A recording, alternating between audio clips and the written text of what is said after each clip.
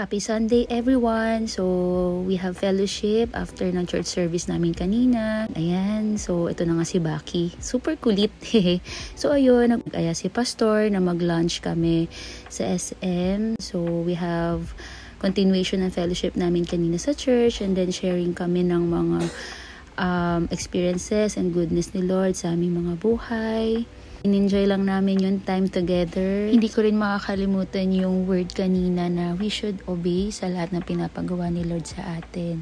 So lahat ng yun kasi may magandang result. After namin mag-fellowship at mag-lunch kanina, dumiretso na kami ng Alabang. So ito na nga, pick up namin yung shoes niya na pinagawa niya last time. So ayun, naabutan na nga kami ng ulan. And ito na lang talaga yung bonding namin together. Lalo na pag after church, lumalabas talaga kami para mag-bonding, quality time together. Binaba na lang niya ako dito sa gilid kasi wala kaming payong. Ingat and God bless!